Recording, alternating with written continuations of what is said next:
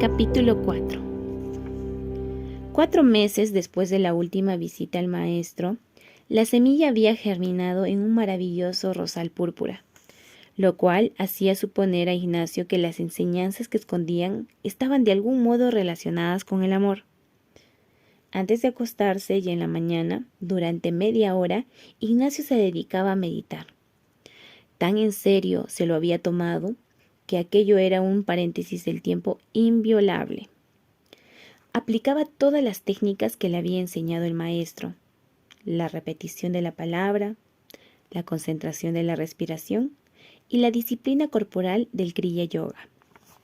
Después que había empezado a practicar el Kriya Yoga, Ignacio sentía que su capacidad de concentración había aumentado sustancialmente. Permanecía más tiempo sin pensamientos y la sensación de bienaventuranza era mayor. Notaba claramente los efectos en su mente. Ya no actuaba de manera explosiva en el trabajo. Era más tolerante y consciente de sus conductas, pero también era más consciente de lo que sentían los demás. La meditación le daba una perspectiva menos egocéntrica de las situaciones. Además, le permitía tomar distancia de los problemas.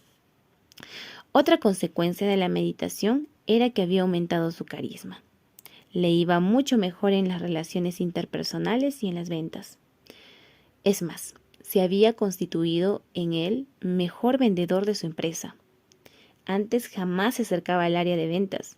Ahora acompañaba a los vendedores en las principales cuentas, con muy buenos resultados, pues se sentía más positivo y más en paz consigo mismo. Eso le transmitía a los clientes y así se generaba una confianza inmediata.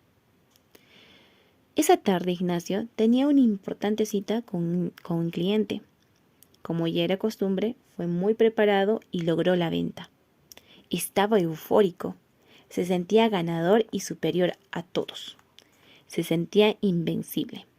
Su empresa estaba mejor, las ventas habían aumentado y estaba pagando sus cuentas en los bancos. Era respetado nuevamente en el medio empresarial. Sentía que ahora estaba a otro nivel como empresario. Con el objetivo de compartir los logros con su personal, juntó a todos los ejecutivos importantes para contarles su éxito en el cliente. «Quiero contarles a todos que una vez más logré la venta», dijo eufórico Ignacio. «Últimamente he estado encargándome en persona de las ventas y la verdad es que todos ven los resultados. Yo solo he aumentado las ventas en más de un 30%. Yo valgo más que los 10 vendedores de la empresa juntos. Me pregunto, ¿por qué no todos pueden trabajar como yo? ¿Por qué yo puedo lograr metas increíbles y a ustedes les cuesta tanto? Yo necesito que todos trabajen igual que yo. Necesito que todos tengan la camiseta puesta, que todos apuesten por la empresa». Cuando se fueron, Ignacio no sabía qué había pasado, pero por lo menos se daba cuenta de que algún error había cometido. Había percibido a las personas descontentas, pero no sabía por qué. La empresa estaba mejor. ¿Por qué no se alegraban? Cerró su oficina y salió en su auto hacia la casa del maestro. Otra vez el portoncito y la fachada pulcra y encantadora. Sentía que aquel sitio era como su segunda casa. Había pasado de parecer un oasis en medio del barrio a ser un auténtico oasis espiritual en el que Ignacio se sumergía después de los conflictos cotidianos. Una vez que estuvo en la habitación del maestro, le contó el episodio en la oficina. «¿Cuál fue mi error?», preguntó Ignacio. «Quería motivarlos, pero no funcionó». «Dime, Ignacio, ¿sembraste la semilla que te di?». «Por supuesto. Ya tengo un lindo rosal de flores rojas en mi jardín. Me imagino que el mensaje de sabiduría debe estar relacionado con el amor, ¿cierto?».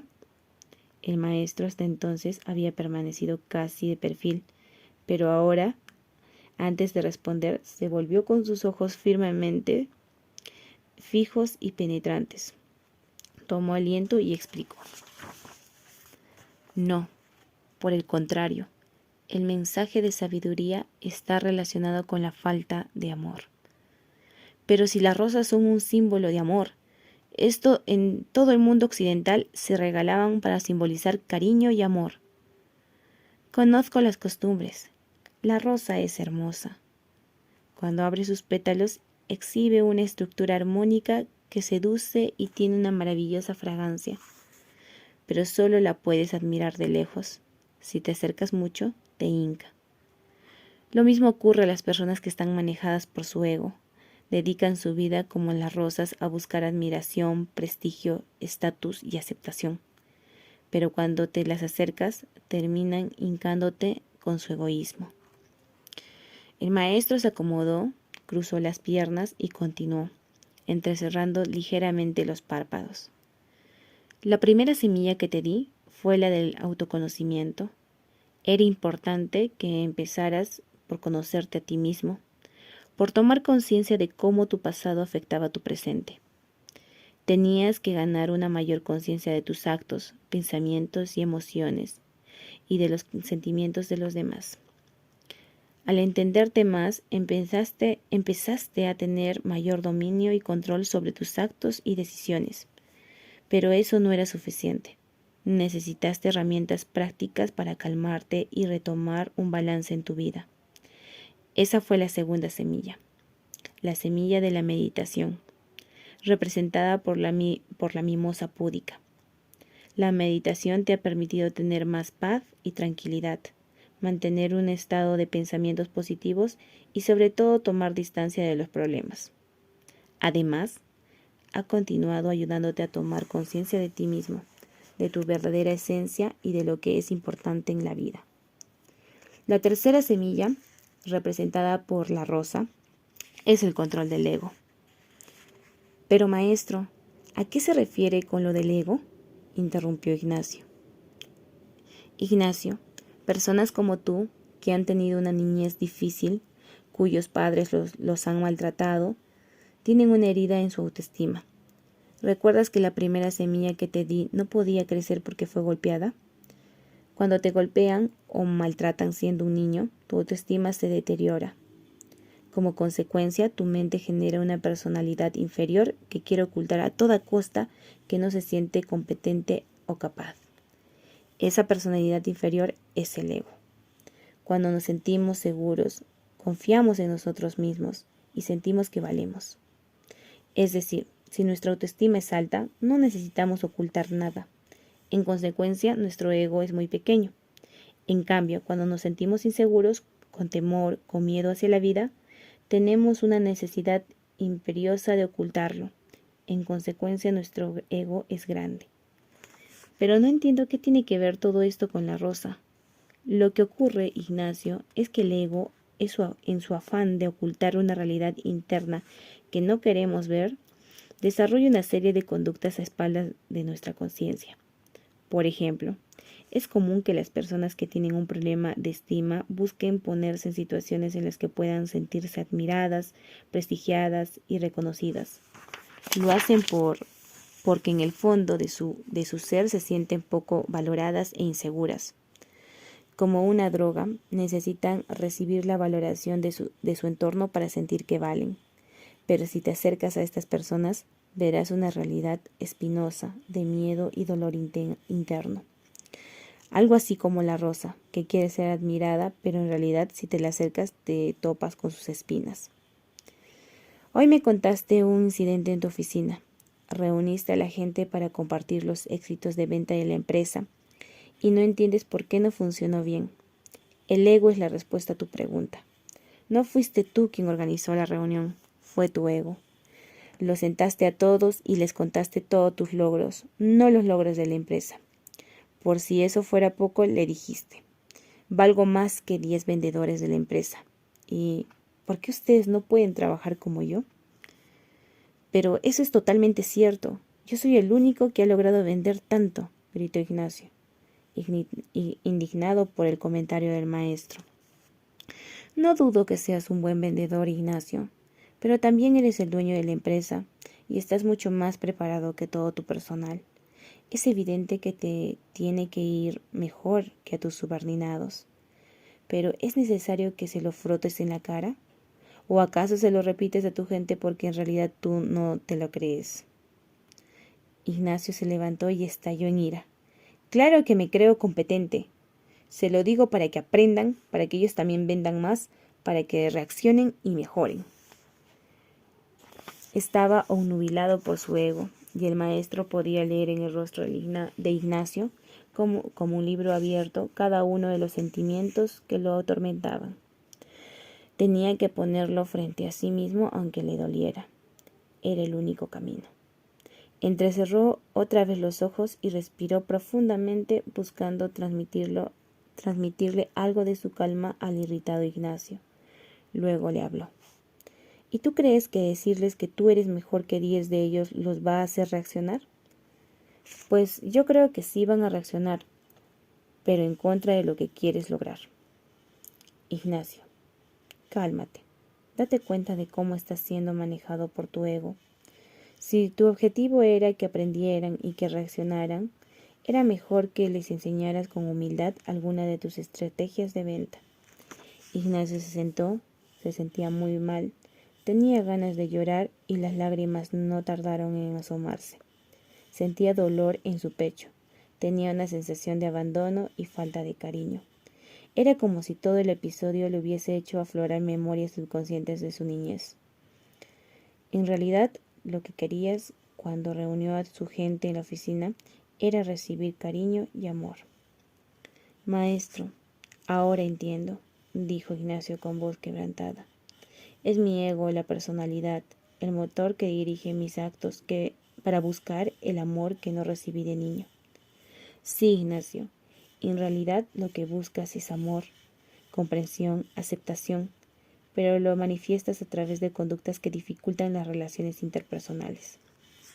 Nuevamente hizo silencio y dejó reposar las manos sobre sus rodillas. Otra vez la habitación se había cargado con la paz del diálogo. Cuando la llanta de tu bicicleta está baja, la puedes arreglar usando un inflador de mano. Pero si la llanta tiene un hueco, por más que lo intentes durante horas, no se inflará. Lo mismo ocurre con el ego. Nos hace andar por la vida con una llanta baja que sabotea nuestras relaciones. Todo el tiempo tenemos que estar inflando esta llanta, buscando que las personas nos acepten, admiren y reconozcan. El problema es que esta llanta tiene un hueco y nunca podemos parar de inflarla. Terminamos siendo esclavos y andamos con el inflador tratando de aprovechar cada momento.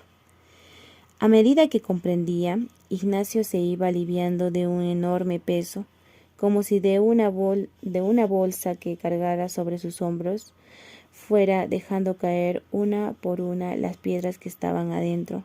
En su lugar iba quedando un espacio vacío y abierto a la curiosidad.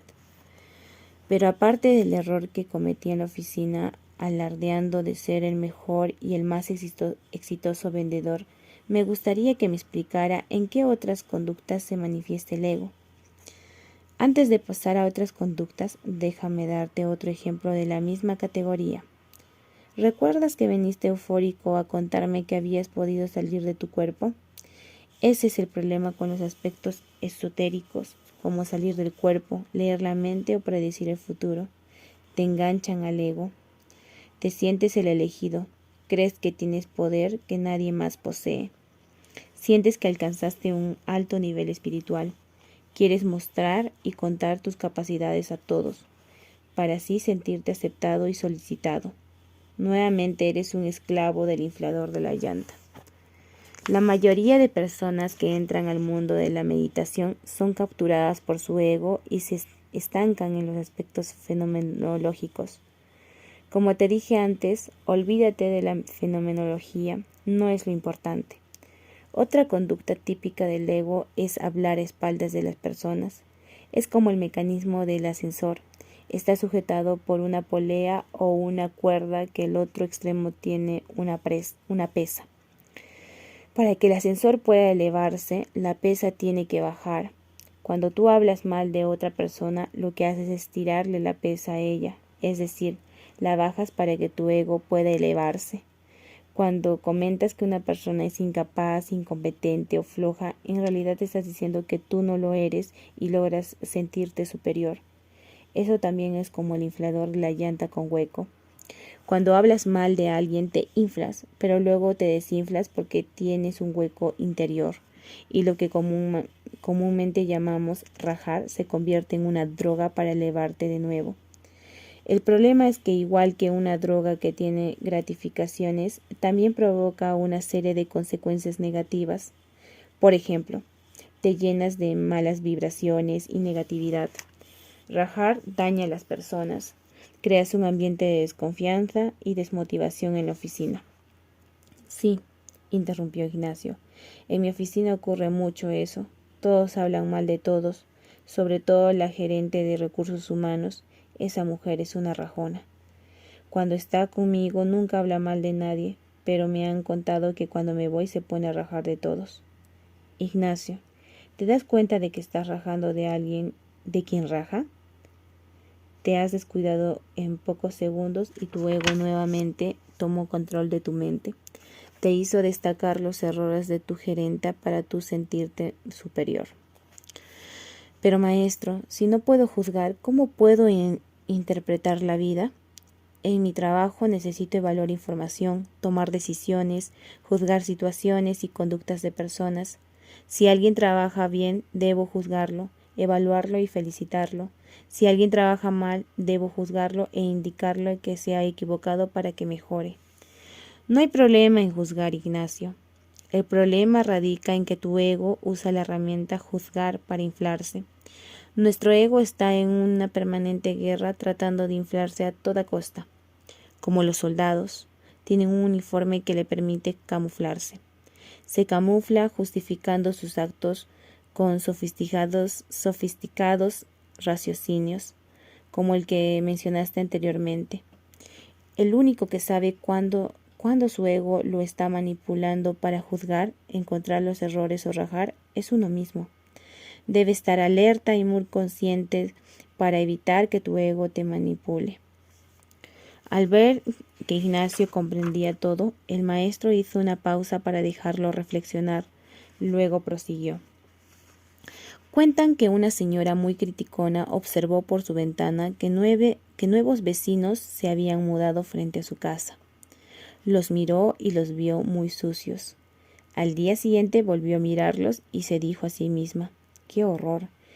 ¡Qué sucios estos vecinos! Seguro que no se bañan. Llamó a todas sus amigas para contarles sobre sus mugrosos vecinos, pero no encontró a nadie. Estaba desesperada por contárselo a alguien cuando una amiga pasó a visitarla. Ni siquiera la saludó, la llevó a la ventana y le dijo: «Mira a esos asquerosos, hace días que no se bañan, ¿puedes creerlo?». La amiga miró la ventana y le dijo: «No, amiga, mira bien, lo que pasa es que tu ventana está sucia». La amiga limpió la ventana y los vecinos se vieron totalmente limpios.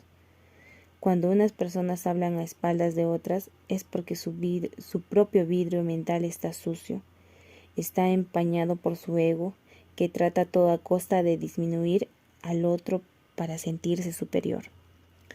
Pero, ¿cómo puedo cambiar una conducta que he venido practicando por más de 30 años? Además, es una conducta muy popular. Muchas personas recorren su vida como conductores de un tren que viaje siempre sobre los mismos rieles. Sus hábitos, los rieles del tren, los llevan por caminos predeterminados y nunca se salen de ellos. Ignacio, vive tu vida como un auto de doble tracción. Toma el volante de tu vida, llena tu tanque de voluntad e iniciativa y traza tus propias rutas, aquellas que te llevan a tu verdadera felicidad. Ignacio estaba asombrado de la sencillez con la que el maestro le hacía entender todo. Tenía que llegar lo más lejos posible. Muy bien. Rajar, que es buscar los errores en las personas, es una muestra de las conductas del ego. Pero, ¿de qué otra forma se manifiesta el ego? Déjame explicarte un par más. La primera, la conducta asesina de equipos, es buscar culpables. Cuando las cosas no salen bien en tu equipo, el ego se siente totalmente amenazado. Lo peor que le puede pasar al ego es quedar al descubierto, a que otros vean que la persona no se siente competente. Recuerda que el objetivo del ego es esconder sus carencias internas, pero sobre todo esconderlas de ti mismo. Al buscar un culpable, encubrimos cualquier posibilidad de quedar en evidencia. El ego busca sentirse exitoso todo el tiempo, para disimular la sensación de fracaso que lleva dentro la persona. Pero, ¿acaso no es importante identificar quién causó un problema? ¿Cómo va a mejorar la persona que se equivocó?, preguntó Ignacio. Ignacio, una cosa es encontrar quién fue el responsable de un problema para ayudarle a mejorar y a que no ocurra de nuevo. Y otra es buscar un culpable para sacárselo en cara y disminuirlo. Nuevamente te pregunto, ¿cuál es tu objetivo? ¿Subir tu ego o hacer que la persona mejore? Ignacio asintió con la cabeza. El maestro prosiguió. Otra conducta típica del ego es no aceptar las ideas de los demás. El ego quiere verse como el mejor, el más inteligente, el más capaz. Como la persona no se siente hacia adentro, quiere reforzarlo de afuera hacia adentro. Cuando las personas del equipo son inteligentes y creativas, se convierten en una amenaza para el ego de la persona con problemas de autoestima. En esta situación, el ego se torna en asesino de ideas.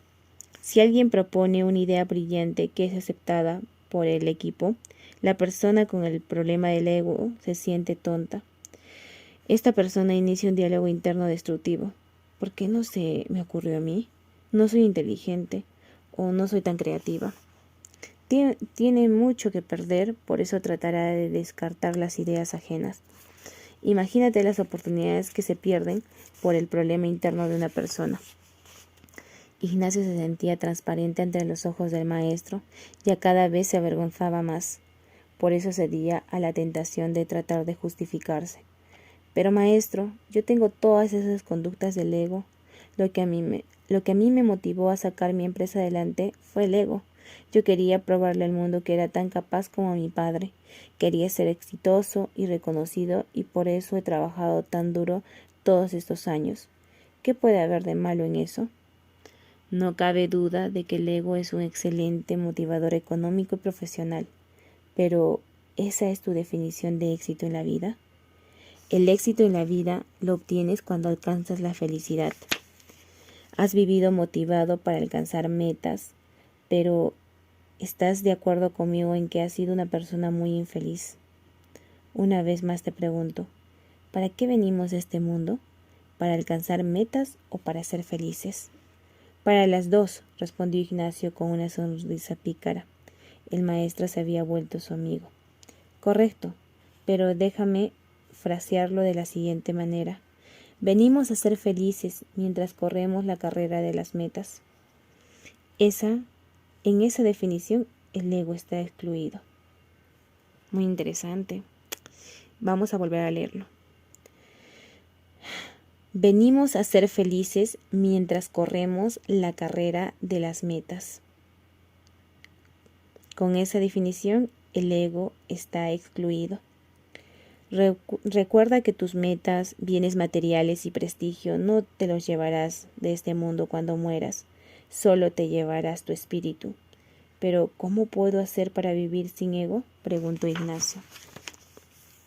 No es fácil liberarse del ego. Pocas personas en este mundo lo han logrado. Pero lo que sí puedes hacer es tenerlo bajo control, reducirlo y estar más consciente de cómo influye en tus conductas. Al ver que Ignacio estaba a punto de lanzarle un aluvión de interrogantes, el maestro suspendió su larga mano para detenerlo. Luego tomó un pedazo de papel periódico, sacó un fósforo y lo prendió. El papel fue consumido por el fuego en algunos segundos. De la misma forma como el fuego quema y consume los papeles, tu fuego interno debe quemar y consumir tu ego. Me refiero al fuego de tu espíritu.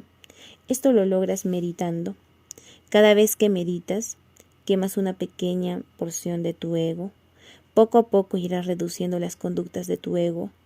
Tú me decías haber descubierto que el ego compensaba la falta de amor que sentías dentro. Pues bien, Cuando meditas, aflora tu llama interna de amor y llena tu ser de una sensación de plenitud y paz. Te sientes querido dentro de ti.